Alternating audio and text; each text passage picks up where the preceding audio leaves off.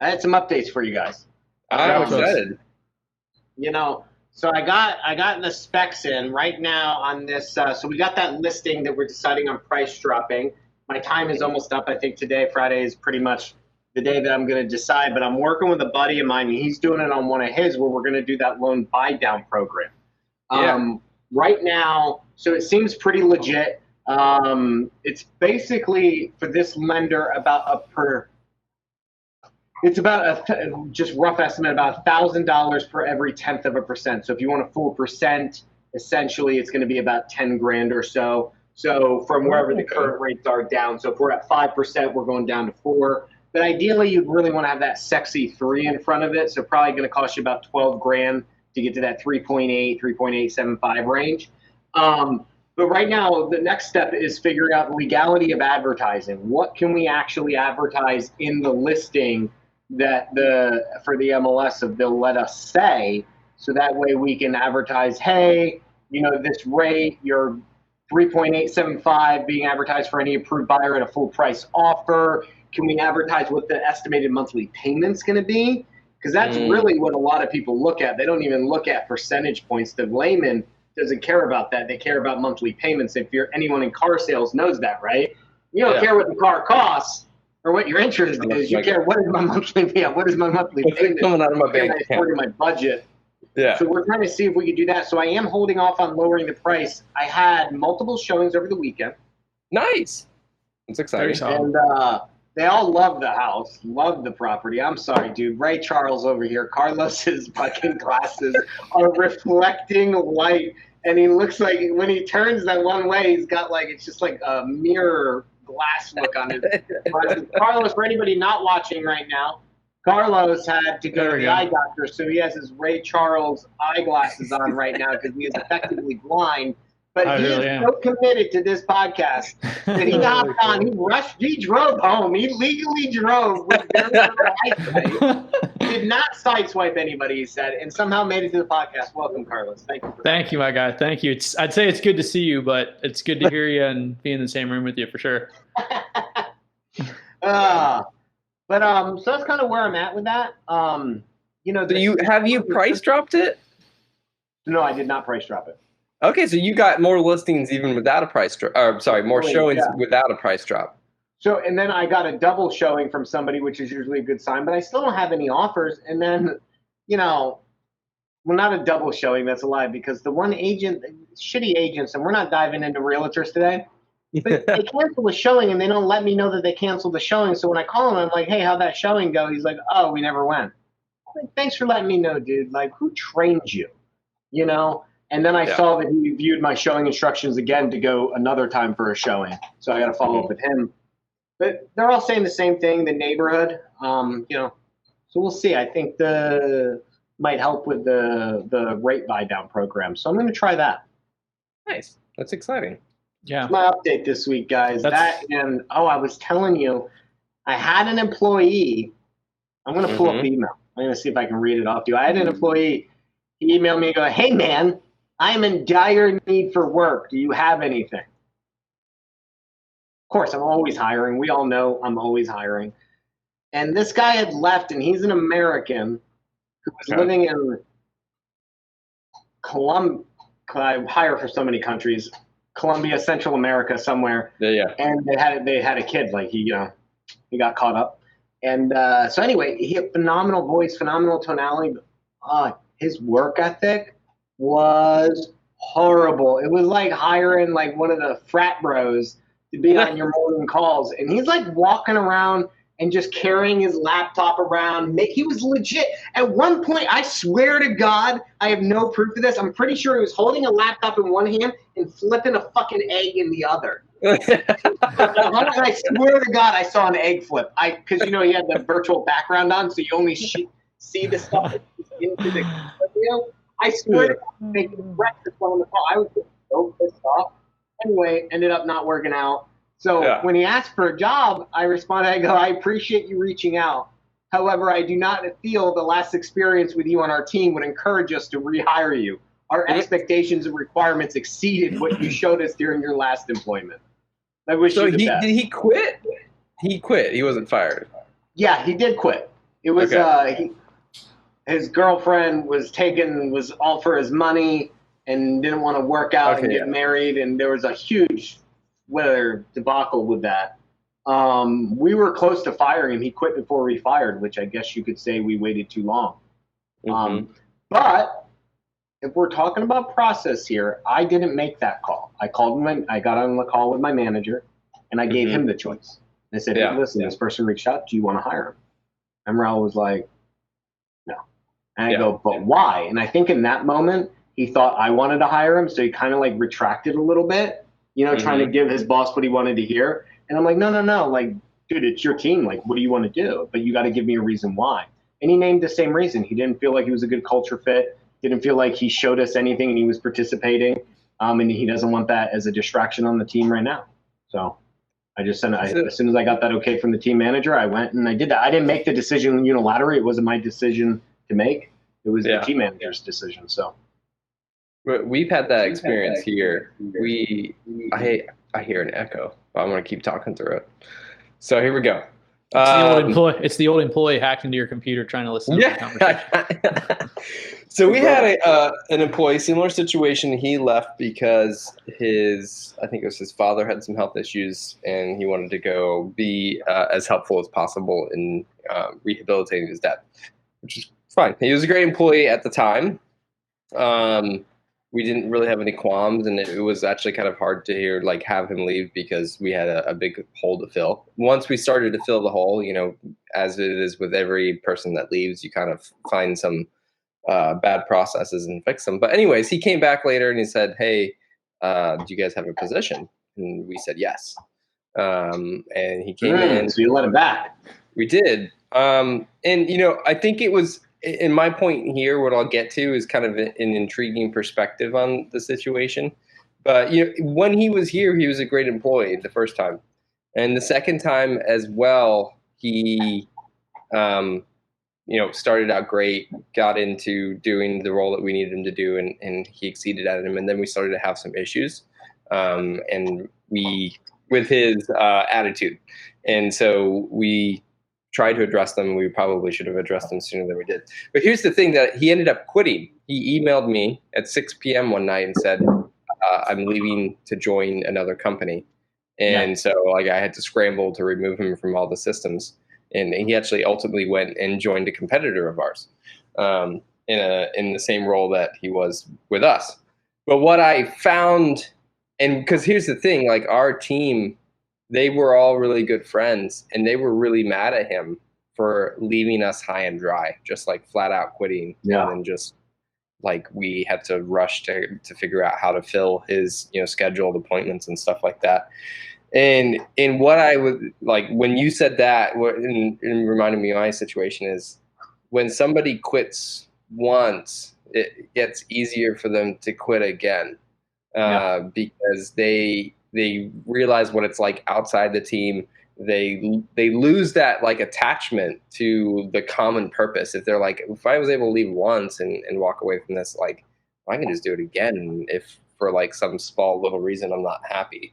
So it was an interesting situation that we encountered. We have not had somebody come back who we felt had poor performance at the time, but I certainly know what my answer will be there as well. But you know what? I did some research on this because, the whole economy, we're specifically talking about outsourced employees in different countries, but I did find some interesting bit of news that lately a lot more employees are going back to companies that they worked for. So this whole, what's it called? The Great Exodus. What is the Great Exodus. Yeah, the mass exodus. The way that the article kind of phrased it is that because the recession is starting to happen, people are getting more and more worried about the economy, that they're not willing to risk employment at riskier ventures. So startups or small companies. And so they're going back to the big corporate jobs where they were treated like hogs in the machines. And those big corporate jobs are celebrating that, hey, look at all these people coming back to us. And they're literally putting it on their social media. Look who's back in the office. Look who's come back in. I could see that happening though. Yeah, I see Going the back to list. stability, Yeah. it's tough. So there's a couple pieces so I have hired someone before. She quit. We didn't let her come back because I didn't have a role for her. And then I had another role and I called her, brought her on. Again, wasn't a good fit. Let her go again. And I learned my lesson from hiring people. The only time we will is on our cold call team. Depending on if they're good, they were a good team member, good culture fit, and they left for a different type of reason. They gave proper notice. Will we allow them to come back onto our team? Yes, we will. But again, that's a very low impact to our organization. I love my cold callers. This is not a negative thing, but they are the lower bottom of our hierarchy structure. Sure. So they're not going to have a huge impact, and we're built for that type of churn. But I would never do it on a management level or anything. I did that, and I learned my lesson. Same thing with the closers. I won't do that with a closer either. But back in the day, man, this is what people used to do. We used to call them, salary hoppers, right? They would jump from corporate job to corporate job, especially in finance. You start at 50K, then you jump, you get a raise up to 70K in 2-3 years. Otherwise, you're still at 50K. Then you work there for another year or two. You get a bump up to 6 figures. Boom. And then you work there for a couple of years. By now, you got like 5-6 years of experience. And then at your 7-year mark, you're worth about 150K. So you jump again. You've made about 3 to 4 jumps at this point to get up to 150. And I knew a guy who did the same thing when I had started. I didn't personally know him, but I worked for him. And I heard the story that he did that. He jumped, he left, used jump, got paid like 150K, 170K somewhere else, came back and became vice president and came back home again at a salary that he was comfortable with like 7-8 years, 10 years later or something. It was a wild story. That was the first I had heard of that as a young, new person in the corporate world. And I was like, so this is what people do. And at that point, I had corporate world friends, right? You all start at an organization together in DC, and then eventually they all wind up going to these other organizations. And they were doing that. When I left for real estate, I knew a couple of guys still job hopping, trying to get to that correct salary. I feel like that's a relatively new thing, though, to the world. Because like that good old sentiment from like the 30s and 40s of like go to a job, work till retirement, put your money in, get your pension. Like it's also the personality. That's me. I was never going to leave Hughes. I would have stayed there forever. I was on a path. I was being groomed. I left because I was in so much in debt, and I just wanted, like, I saw my buddy making money. It was a money thing. I did some math of what I could make. Honestly, I think I probably would have wound up pretty sweet. I had a job offer by a company named Broadsoft, and I was going to be a manager of accounting, and they were offering me stock options to join their company. Yeah. Broadsoft ended up getting bought out. So I think I would have made out. Yeah. I would have made out pretty handsomely on those stock options. Probably about, and it wasn't, I remember driving back and I was like, man, and then they were in a little building. And then when I drove past them, I saw them in a big skyrise. And I was like, oh wow, they've definitely upgraded. They're now in a skyrise off 270 up in DC. Yeah. Oh man. Always fun to look back and be like, what could have been? But that's intriguing. Yeah, like I definitely see letting cold callers come back in if the situation was right. They worked well. They gave the notice. But yeah, the manager level. And that's the thing, though. That's what the article was talking about. It's like higher waged people, managers coming back. So intriguing stuff. It is. And I think it'll keep happening. I do not, moral of the story, I do not recommend it. They left for a reason. You learn, you moved on. My experience, do not do it unless it is such a low end part of your organization where you have high churn, you're used to dealing with it, and it's a low impact on your org. Yep, I would agree with that sentiment as well based off of our experience. Don't want them to knock you off your game or your results. Yes, indeed. I always thought it was traditionally, I guess this is for American-based people, it's kind of like a red flag if you don't work somewhere long enough. Like other employers would be like, oh, I don't want this person because it's like this person's just a hopper. So obviously, like a lot of things in life, it's like a balance. That's how it was. When I was hiring in office, I looked at that because I also did hiring for Hughes back in the day. When I was there, I would hire the next incoming people, and I would look at like their job history and you look 2 years, like you're like, oh man, you only lasted there 6 months. Like, but in the in our industry in real estate, when we're hiring overseas people, these call center people, they job hop in months, man. They will work for so many different organizations, and they don't even put it all on their resumes either. Crazy. You know. And that's the thing. It's kind of like that guy that used to work for me that is now, you guys now know, and we had to fire him and let his ass go because, God, he sucks so bad. And now he's working for other organizations, and it's like, do they even know? Like, I don't know who he's working for, but like, do they even know like how shitty this guy is and the shit that he does? And I mean, it's none of my business, but I guess he probably left that part off his resume because it's not like I ever got a call from anybody being go, hey, can you recommend so-and-so? Yeah. But then he was let go. Can you explain what happened? I'd be like, bro, I got a story to tell you. I think so much of it is like the underlying, like where we're at though. Cause like the pulse of the week, we keep talking about like the economy and people feeling a certain way, doing stuff, which is interesting. So that reminds me of like the guy that I talked about. He ended up signing for Investor Fuse. Shout out if he happens to be watching this. But he was kind of similar mindset of these people that want more stability and everything, like going back to corporate jobs. He is kind of affected by where real estate is at, how dispositions are going, where he's like, man, should I stay with low cost marketing or should I go into PPC? Like I've been planning for the last long while. I know how to lock up deals. He ended up going with the latter, signing up with Investor Fuse. So super pumped with him for him.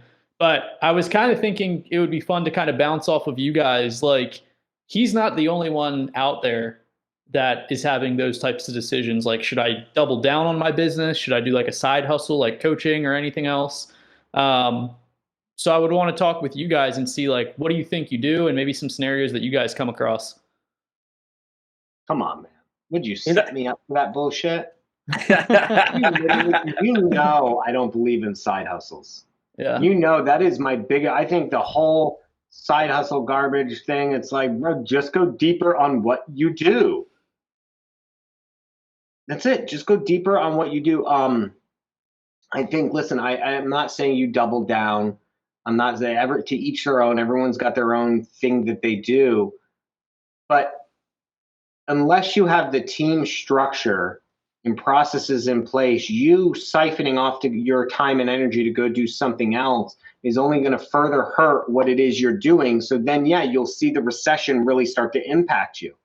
Now, adding stuff to, like I would say, pivoting or adding cogs to your wheel, like for us, one of the things that we're trying to pivot to is adding a few, and it's not like I came up with this. I was watching other people adding some novations and creative stuff to our thing. And my wife and I have been talking about maybe signing up for a course or so. I was following a couple of people, talking to them about just some basics. Cause although I understand concepts, it's more about putting it into practice and like the contract docs and stuff. Adding that now allows me to have a different exit strategy to what we already do, because I'm already doing buy and hold, fix and flip, and wholesale, right? Me going, oh, let me go do an e-com store instead, or let me go do trucking or crypto, or I do crypto, you know what I mean? Those things aren't going to help protect me, but maybe instead of just doing wholesale buy and hold and fix and flip, maybe saying, hey, listen, well, maybe I could take this deal down creatively to help my fix and flip biz or my buy and hold biz. Or maybe I could take this down and do a novation instead of just wholesaling it. I can get money by novating it, right? And putting it on the MLS. So there's different ways that I think if your results are off that you can add more weapons. How about that? Weapons to your arsenal, more bows to your quiver, arrows to your quiver type thing. And that way you're able to capitalize on more stuff that you do. But I'm not a believer in side hustles or pivoting away from what your core business is. I think that will only hurt your core business. I've personally made that mistake before and has never fared out well. You only have so much time and energy. Yeah, I think it's like, there's a difference between adding a tool to your tool belt, which is already about construction, versus like, I'm going to have a tool belt and then at the same time, I'm going to get a stethoscope because I'm going to try and be a doctor. Like, it's related, and I would agree with that sentiment that like, adding something in to help you be more successful. But what would be intriguing for us to look at here is to say, well, what if I'm somebody just getting started, or even I've been doing it for a long time, and what I have currently is not working. I've been doing cold calling, and it's not working. Should I scrap my cold calling and now move into PPC because there's a guy on YouTube and I see he's got a lot of YouTube? No. And I found like this interesting quote. I was trying to like find some stats around this and I couldn't, but I found this one quote which I thought was really interesting, which is lack of understanding creates lack of confidence.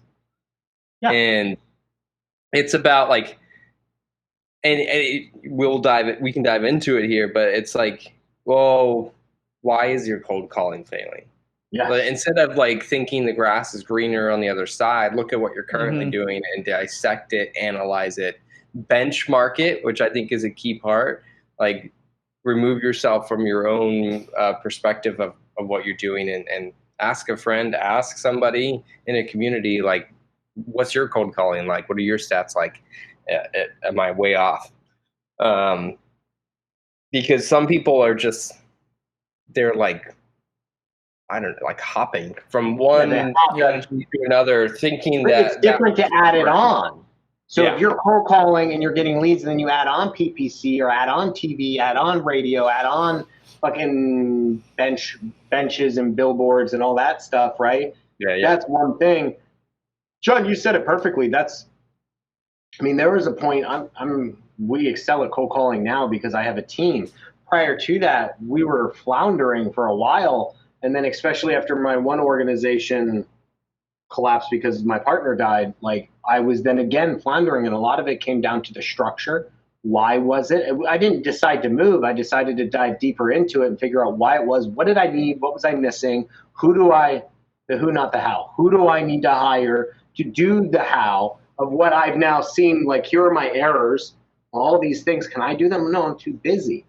Yeah, PPC may be less work for me, but again, like I've already built this whole funnel for cold calling, so I rebuilt it, and I said, okay, now I need to find the who's, and I found my team manager, I found my QA, you know what I mean? Like we broke it up into shifts, we've changed their hours around, built a new script, new qualification platform, like all of that stuff takes time, and it's easy to say, let me just go do something else versus let me fix what has been failing.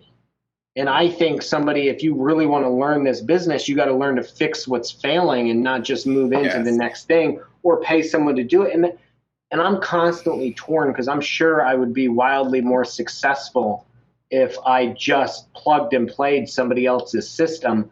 But I'm also like, I'm a mechanic. I'm a fixer. I like to build things, and I get more satisfaction out of understanding that I've now created a successful process than what money is worth to me. Although I love money. I love money. Don't give me money. I love money. But I also love building something, and when it succeeds, that satisfaction you get from that win versus somebody going, hey, give me 10 grand, I'll run your whole campaign for you. What did you actually learn? Yeah, and you talked about it, like the processes and like building that up, and the team is an important part of that, but I think measuring as well, because we've talked about it before on here, especially with like your cold calling team, like your stats, right? Like you have a clear understanding of how much talk time people should be having, how many conversations more than a minute, conversations more than 5 minutes that they should be having, and when you do these things equal success. Because like somebody could be like, man, my cold calling isn't working, and then you'd be like, well, how long are you on the phones? And like, I'm on the phones for an hour a day. I was like, well, that's probably where your cold calling is not working, because you're not doing it the volume you need to be doing to get to the results. We're at, so I believe a good cold calling campaign, you should get, you should essentially be able to convert about 1 out of every 55 leads. And again, when I say leads, I don't necessarily mean opportunities. I mean people with motivation, not bullshit leads. If you're getting bullshit stuff pushed over because you're not managing your cold call team, your numbers are going to be higher. I am not there. We're at like 1 in 70, I'm just going to say like 78. Let's just round and say 1 out of 80. So our conversion isn't there yet, but we have a clear-cut goal of what we're trying to do. And a lot of that, too, came down to our quality. And when I gave the new script, we kind of started reducing it a little bit. And so we have a clear set metric and say, here's our goal. Well, 1 out of 50, 1 out of 55, that's what we should be getting on our cold call leads. And it's not only just the cold caller's fault. I mean, I could dive deeper into this. You got to identify your constraint. So a lot of it had to do with our sales constraint of our closers department, because the cold callers could be pushing over the leads, but the conversion doesn't just come from the quality of the lead. It also comes from the quality of the sales process, which is something I'm currently revamping in our organization as well. I've now kind of rebuilt our entire sales process for like the 100th time. And that was 1 in 80 to get a contract? Yeah. Okay. Cool. Not a deal, but a contract. Got you. That's cool. Yeah, I mean, sales and marketing KPIs, they're yin and yang, so to say. Yeah. Obviously, if you have really good closers, that's going to make your marketing look better, and vice versa. It does. There you go. Make your marketing look better. Your closer team. So you have to identify that constraint. Is it a lead gen constraint? Is it a marketing constraint? Or is it like a sales constraint? Which one is it? And by marketing, I meant like data. Is it a data constraint? Is it a lead gen, like your cold callers, that type of stuff? Or is it your closers? Because they're all interrelated. We should do a future episode. Dr. Brandin diagnoses where your problems are and where your constraints are, and overlapping marketing and sales KPIs for all the different marketing channels. That's interesting and benchmark stuff people want to hear. Like when I talk to Josh Miller, like he loves like benchmark type stuff. I talked to a dude yesterday, hopefully should be signing up for Investor Fuse, who actually is a former SaaS guy, like a software guy. And he loves that in Investor Fuse. And I explained to him yesterday, just by you and your team completing the actions, if you enter in the cost and audience, if it's something that's outbound, just by you and your team completing actions, all the KPIs automatically calculate. Yeah. Because he's just he's like, dude, I want something simple that's real estate specific. I've built out HubSpot for 5 years. I think it's a little bit of overkill. I just want to see how my site is doing versus cold calling. Like, just let me know. Like the last month, 2 months, I can make educated decisions on what I want to put more fuel on or kind of what I want to pump the brakes on. Yeah, and that's the thing is like the catch is it's never ending. So you joke about like Dr. Brandin identified constraints, right? Is it the website? Is it the cold calling? Is it the closers? What is it? You could fix one thing and tomorrow the other thing breaks. So we have constantly, sometimes we have people constraints too. Yeah. And you have to hire somebody, like, do you have enough people? And then when you get enough people, then is it like your process? Do you have the data behind it? Like all those things. And then it could be a dispo constraint. You're getting the deals and the contracts and the dispo goes down. So then you got to work on hiring that dispo person or training that person better. And when that happens, what if you lose a closer and then your sales go down? And it's a never ending thing. So you do truly have to get enjoyment out of fixing these things. Otherwise you need to hire somebody to plug and play something. But then, you have to respect exactly who you are, which is not necessarily a business owner or runner, but more of just kind of like you own like a franchise. You just plug and play. And that's why you have checkups at the doctor, because life and business are never ending. You always got to check out what's going on, check your blood levels. I love doing that type of stuff. Been going to the chiropractor, been to 3 chiropractor sessions, hopefully back on the golf course soon. I would never let anybody crack my fucking back. Oh, dude, it's amazing. It's amazing. It's absolutely never letting anybody crack my back. No fucking way, dude. That's not getting my back cracked. Don't want any mistakes happening there where I wind up like fucking Christopher Reeves. I've never gone to a chiropractor until we got in a car accident. Our car got totaled, and so we went then because I was like crazy back pain. Unbeliever. Haven't been back since. Mostly just I haven't gotten the routine, but it definitely helped. I was very impressed because I always thought it was malarkey. I can attest it is not malarkey. I still believe it's malarkey, and I'll stand by it.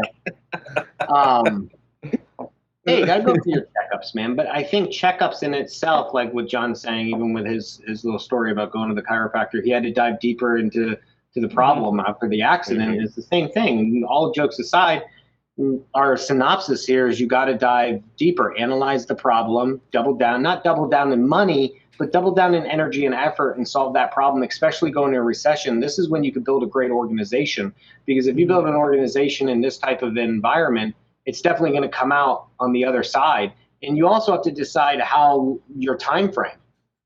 You know, people always want money now, but until you get older, you don't understand how slow time is. Time is fast, don't get me wrong, but you have so much time to get it all done that when you look back 10 years from now and you say, man, when I was in my 20s, if I would have just slowed down, I'd be a lot further along instead of wasting years trying to get everything immediately. If I would have just built a better foundation, I'd be farther along now. And so I always look at like my eldest daughter, she's 16, and I think about how ignorant I was when I was younger in my 20s, and like I was wasting so much time because I wanted money today, wanted it today. I wasn't laying a foundation for my intelligence. I wasn't laying a foundation for my knowledge or anything like that. I wasn't. I was just strictly hustling, trying to make money, side hustles. I had no team, no nothing. And then 10 years later, I don't have as much to show for it as I would think I would. And now I look at my now daughter, right, my youngest daughter, Jen, and I look at like the world's up and I say, man, in 10 years, with the foundation that we're laying, as long as I take my time and do this right, forget about the money I'm forgetting today. I say, yeah, I may not be getting 400 grand a month today, but I feel like the foundation of the organization, the team, the processes that we're building, by the time she's, what Emma's age is, 16. So right in like 16 years from today, holy shit, I'll be in my 40s, my late 40s, and I was just thinking how excited I was for that. Not to get paid today, but everything I do today, what it's going to be like when she's a 16-year-old and what our life or her life would be like. And I think that's the thing. If you double down on your energy and effort, analyze your problems, and actually build something, and don't fall for the shortcuts of people saying, buy my system, pay me to plug and play my lead gen in, pay me to plug and play my cold callers into your system, my closers into your system. Listen, man, like, what will you have in 10, 15 years? We are in such a transitory industry that those people may not be there. God forbid, like me, your partner in the other country dies and then you have to start all over again anyway, or that person quits or shuts their operation down and you're left stranded. What foundational business do you have? What other stuff can they do? They're meant to do one thing. Whereas for me, that organization that I feel like I'm building, I could do anything. If I want to do debt service, I can open up a debt collection company. I have my call center. I can have them do anything that I want them to do because that structure is there. My hiring team could hire anybody. My onboarding, I'm creating a training program. And that's what excites me, is not so much how I'll survive today from it and how much money I'll make, but how it sets us up for the future. Even with what we have going with our AI Ops Center, obviously, it's taken us forever to get to this point. It's not about the money today. I'm excited about what it's going to be in 10 years. So I'm ranting. Moral of the story is slow down. There's good time. Although winning today, it's not a victory because you're finished. It's little wins because each step along the way is a win in and of itself as you're on your path to the ultimate victory, because winning isn't a one-time thing. You don't get a 400K check and think you win. What, you get your 400K check in sales, baby, you're back at fucking zero. You're only good as your last sale.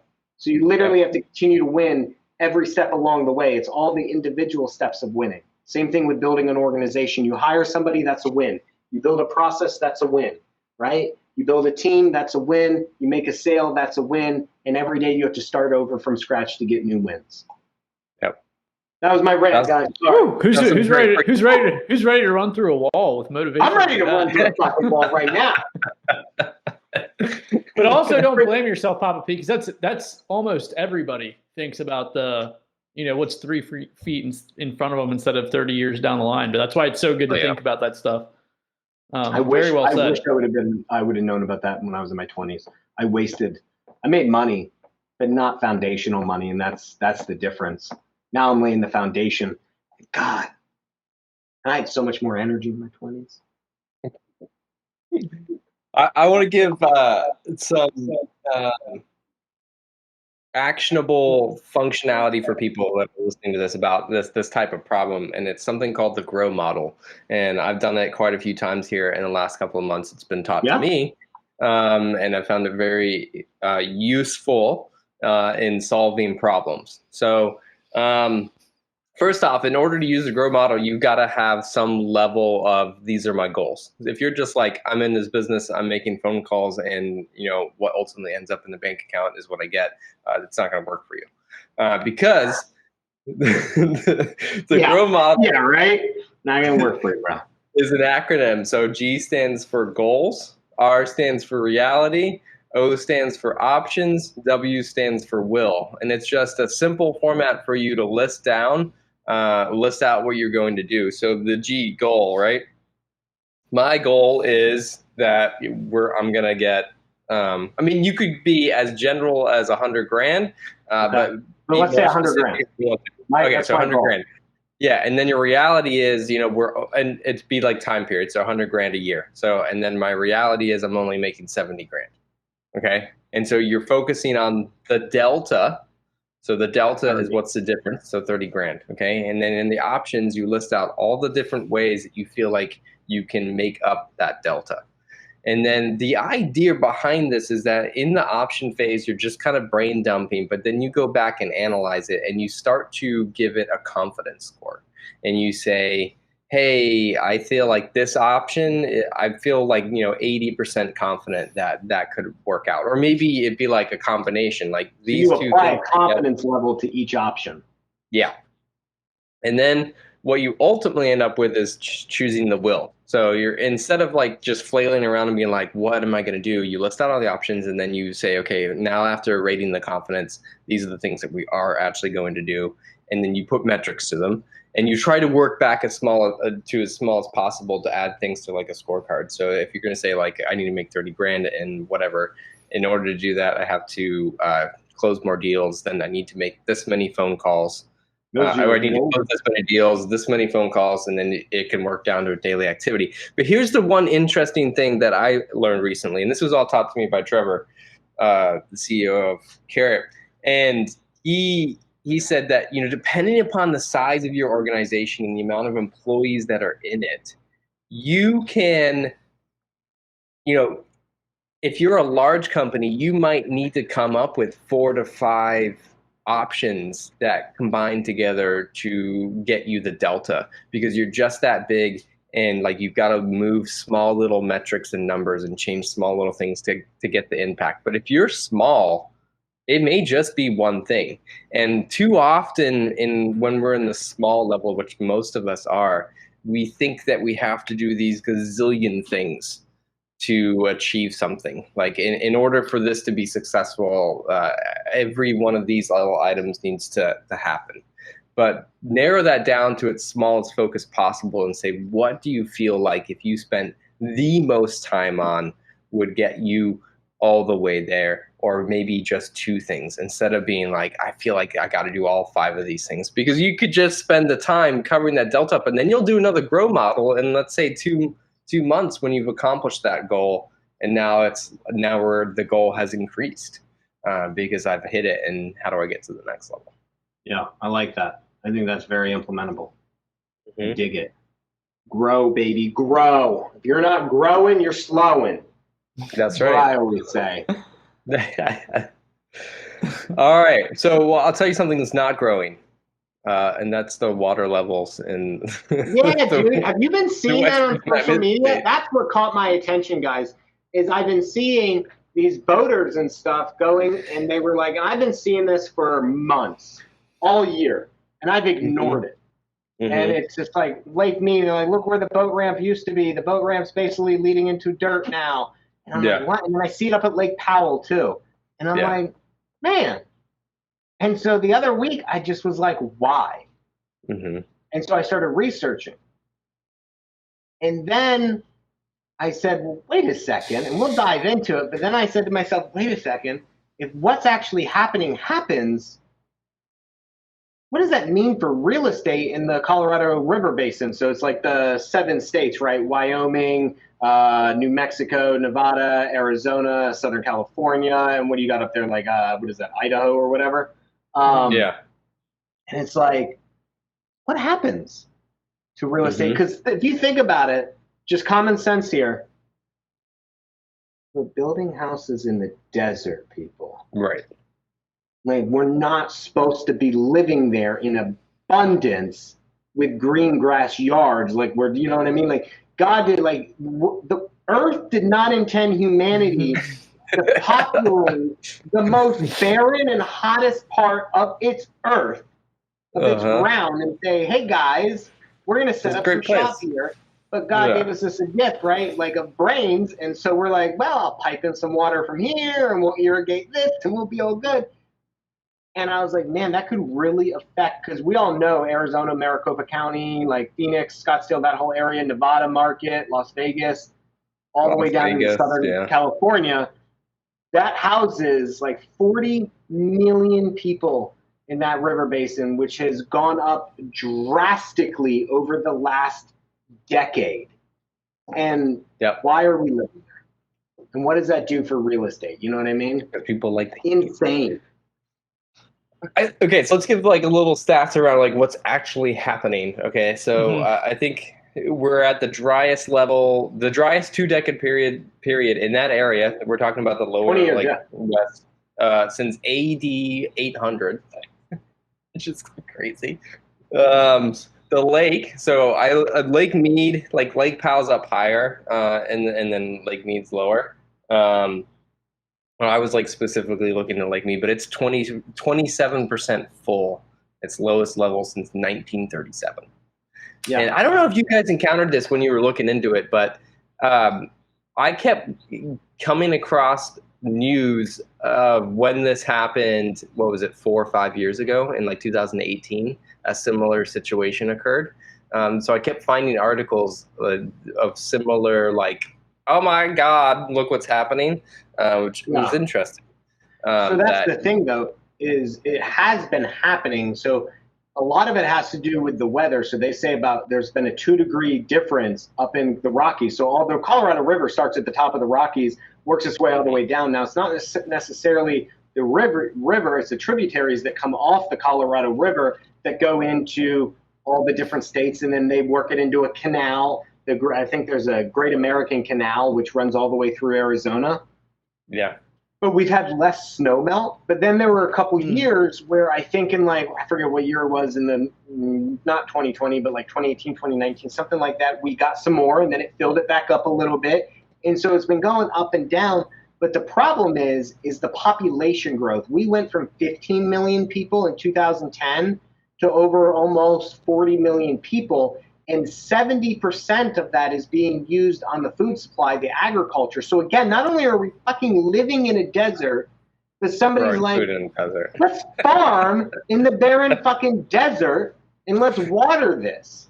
Yeah. And so 70% of that water is going to agriculture, right? Mm-hmm. And then I forget the stat, but like of the water coming, 4% of all water used for 3 months is kept to keep grass green in people's yards. Yeah. Yeah. In the desert. Yeah. Mm-hmm. And fill pools. That was one of the things that they found. Fill pools, obviously, right? Gotta have your pools in the desert. Gotta have it. Yeah. You gotta have your pools. So, for those of you who don't know, Lake Mead is the Hoover Dam. Lake Powell is the Glen Canyon Dam. And both of those things supply hydroelectric power. So you were saying we're at its lowest level in both of those. Yeah. We are about, I think it said like 150 feet away from dead pool level. Yeah, which means we're going to be below the point where the water can actually flow. And then now they did say they built a tunnel underneath to try to get the last drop. But what's going to happen is as we go down, even past dead pool, we might have to stop generating power for like 27 million people that rely on the power from the dam, from the Hoover Dam. Yeah, I think it like Mead, if it dropped below 895 feet, then we'd be in dead pool. And that's only like 200 feet away, bro. That's like 100. Yeah, I know. Yeah, we're 149 or 1,049 feet right now. Yeah, I thought water is truly the scariest thing that we have as a resource, right? Like that's. Oh yeah. Mm-hmm. That valve at the bottom was interesting, so I went kind of digging into that. So it's Nevada that built the valve at the bottom of Lake Mead. So it can draw water from the bottom of Lake Mead, whereas Arizona and Southern California pull their water from below Lake Mead. So if Lake Mead drops to the point where the Hoover Dam is no longer able to send water downstream, then Southern California and Arizona will be screwed, where Nevada can keep pulling water out of Lake Mead. And the reason why is, and it gets a little more complicated because of the treaties involved in the splitting of the water. And so they're allowed to have a certain percentage. And if they take their percentage before anybody else gets it, then that's a problem. So the upper basin states have a larger play, and above Nevada, like Colorado and all that, they actually return water because they don't need it as much. Mm-hmm. But I know we're trying to relate this back to real estate, right? Yes. So this had actually happened before. In the early 1900s, we had the Salton Sea out in the Imperial Valley, and it became a huge destination spot because of the Colorado River. It filled up, it turned these salty lands into this huge ocean or sea, right? Big lake. Yeah, I remember, And people had vacation homes, they were boating, everything out there. And then I think they started losing water in the 50s and 60s, and then later on, the water kept declining. Because as we kept pulling the water into other spaces, right, for other uses, that sea disappeared. Well, not disappeared, but it concentrated so much that then, the real estate went defunct. The town now has less than like a couple hundred people living in it. It's nobody goes there anymore, and it smells foul because of the odor of the decaying fish as it recedes, but also the salt. Because now the salt is such a heavy concentrate in the remaining water, it has made the air toxic. And it's like people are saying this potentially could happen in Lake Mead and Lake Powell, where all the real estate around it, if that water disappears, not just around Lake Mead and Lake Powell, but all the places feeding it could turn dry, and they need to come up with a different way to get water. The problem is Colorado River, baby, that's how they get their water. And so my question is, do you still buy real estate out there? And if you do you live out there? I wouldn't want to live out there. Knowing this, I'm not moving out there because I feel like in 10, 20 years, my water is defunct. Like my whole real estate is going to be worthless. Yeah. It's so crazy.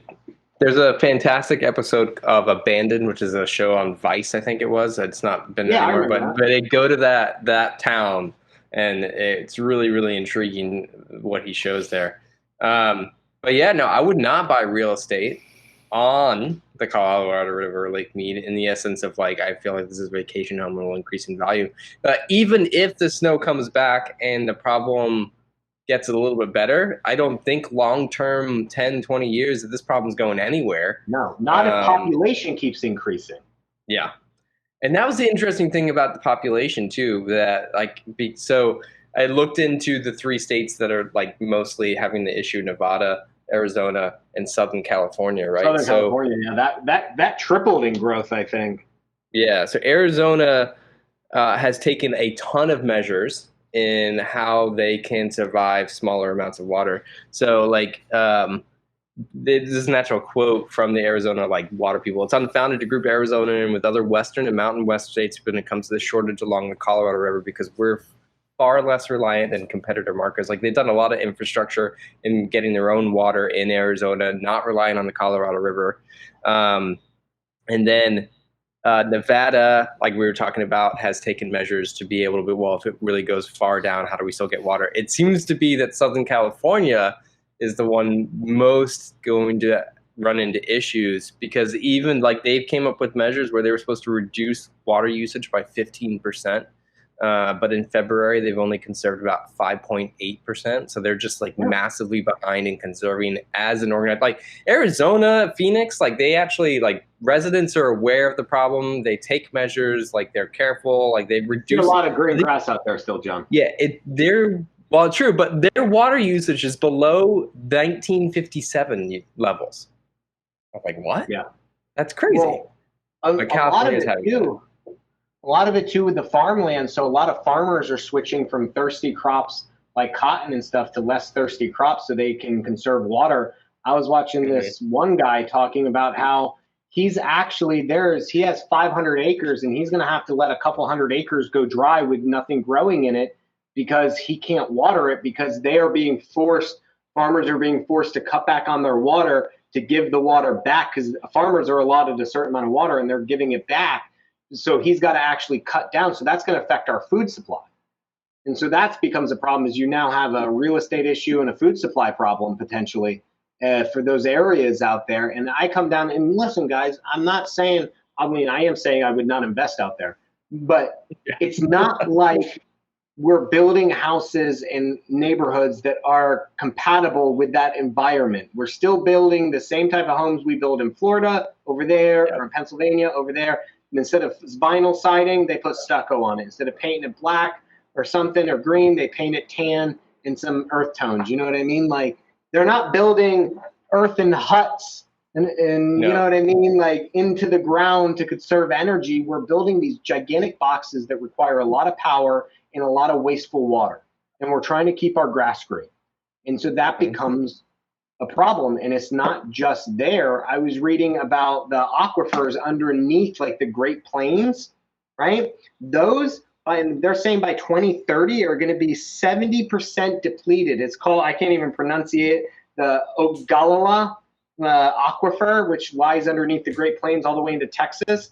They're saying by 2030 is going to be 70% depleted. And when that starts to happen, that whole area could become very barren. Yeah, we even run into the same problem here in Florida. So like I do a lot of like research help with animals that live in springs. Turtles. And the spring, like, so there's different levels of magnitudes of springs, and Florida, especially Central Florida, is full of them. And there's like different magnitudes. They go from 1 to 5. There are barely any more level 1 magnitude springs. Most of them have decreased in flow in the past 20 years and are continuing to decrease in flow. There are springs that have like completely shut down because the aquifer is being drained faster than it can replenish, which is like you think about it and it's crazy because like, I mean, especially here in August, like it is so freaking wet outside right now. It's miserable. They're siphoning it, John. And they got in an argument with Georgia about it too, because there's a fight over the water with Georgia, but it's like, it's our population, man. Now, obviously, if you watched a couple episodes ago, Carlos brought up our man, Elon saying that the population will decrease, which again, Carlos, I meant to tell you, I read another article about that on how the growth rate is actually slowing. And so there's going to be a problem in the future for humanity of like our population and growth. Although we have a lot of people, it's slowing at a faster rate than was anticipated. And it's like people are all moving down here. And same thing, they were all moving out to Arizona, and we're not. Water flows south, people. Just FYI. Water flows south. You all move into the end of the rainbow, and there might not be anything left, I guess, is all I'm saying. But of course, there's other thing. They're trying to pump water out of the ocean and desalinate it, I guess, to make it potable or drinkable. I just think the greater aspect for real estate in just investment wise is over in the Southwest, where if that poses a problem, and it's not going to happen today or tomorrow, this year, next year, but in the next 5 to 10 years, John, I don't agree with you. I don't even think if they make adjustments, I think we're going to have problems even if they do. Because population, if we've increased 25 million people within a 10-year or 12-year span. Come on. And supposedly even more people are going out there. So builders want to build, real estate guys want to make money, developers want to develop, and every building that you put up has to have water. And the Colorado River is running out of water, and we're building in a fucking desert. No, I agree with you. And I think that, you know, we talked earlier about business, like you look long term for your business, not just like how to get money now, but you know, it's interesting as a society, as a place where we live, the natural resources that we partake in, we're gonna have to start thinking that way as well. Yeah, 100%, man. I don't know. I just think I think it goes to, you talk about conserving water. I know locally in Florida, like here in my area, I'm not allowed to catch my own water. I'm going to anyway. I've already devised a plan. So like in a lot of areas, shit. I gave away my plan. I mean, you can't necessarily capture your water. And you can't even do the whole white water, gray water, black water type of thing where you cycle your water, which Nevada, where people would think Las Vegas is a big culprit, but they're not, because they actually recycle their water in all their new buildings. They're actually building a whole gray water system to reuse water. So, I mean, and that's the thing, is that's how I wanted to build our future house, was in a white water, gray water, like a black water for outside and irrigation and stuff. But a lot of areas won't let you do that, though. And that becomes a problem. I believe in self-sufficiency. And I think in the future, remember we always talk about it, reverting back. Reverting back to kind of growing your own garden, containing your own water, having your own sewer system, like all these things. I think we're going to, as the population grows, I think we're going to have that talk. Carlos knows. For 100%. years, I always talk about my compound, my self-sustaining compound that I'll have one day. We're all going to be in North Carolina one day. Oh, yeah. I'm still looking. I was looking at ranches out in Idaho and Montana. So I'm still trying to be out there and with my farm. But yeah, I want that lake house in North Carolina, baby. I'm waiting for those prices to go down. Yeah, I know. This was good, though, guys. I mean, it's something that a lot of people don't think about. And I'm not even just talking about the bodies that they're pulling out of the lakes that they're finding. They did find a supposed mafia hit.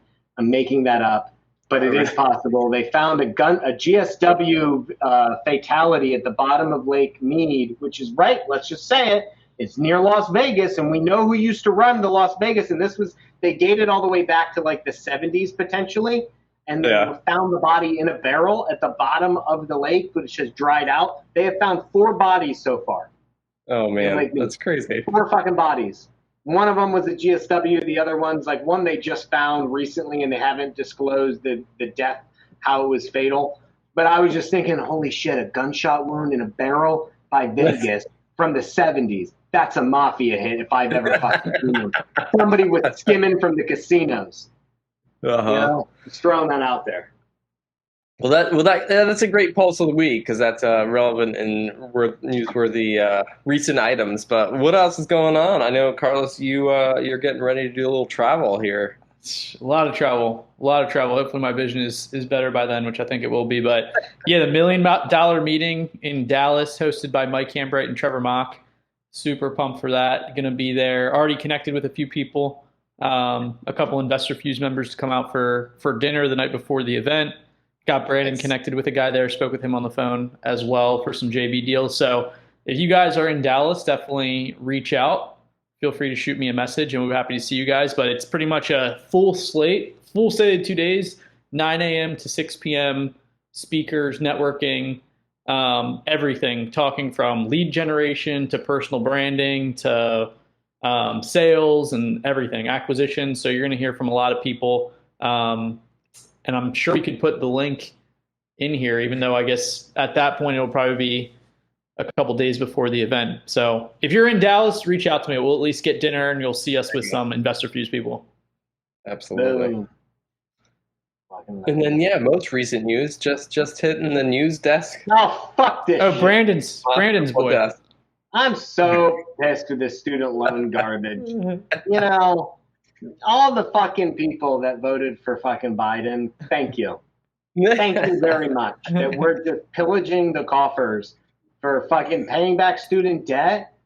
What does that even do? How does that even, and where is the money coming from? Well, actually, I just don't get how the Colorado people are Springs so excited about this, and they don't understand that there is no money. We are literally making fake money to pay for real problems. And people wonder why China is going to fucking take over. And they wonder why, and if anyone's watched Ray or listened or read Ray Dalio's, the New World Order, changing economies. We're at our death span, man. Empire is 250 years. We're 250 years old. We're pretty much at the tail end of the U.S. being a great nation, and they're only pushing us over the edge. And these are my beliefs, personal beliefs, but it's garbage. I mean, I already paid off my loans.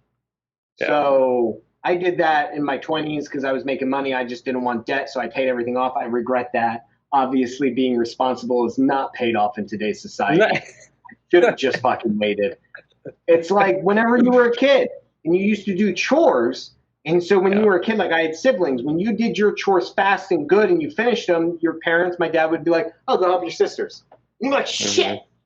Because I got mine done so fast, I got extra chores that I had to do, and I feel like this is happening. I was responsible and paid off my debt. Now they're asking me to go pay off other people's debts. Yep. Yeah, I have a similar view. I mean, I do, just for the record, think that higher education is ridiculously expensive. The amount of endowment that these universities have is, I think, criminal in comparison to other smart countries in the world and how they treat educating their citizens. But that aside, I do think it's crazy that we're paying off so much money. For those that did pay off their student loans, like they get nothing. Like how that doesn't work, and it's like specifically targeting people. So I don't want anything, John.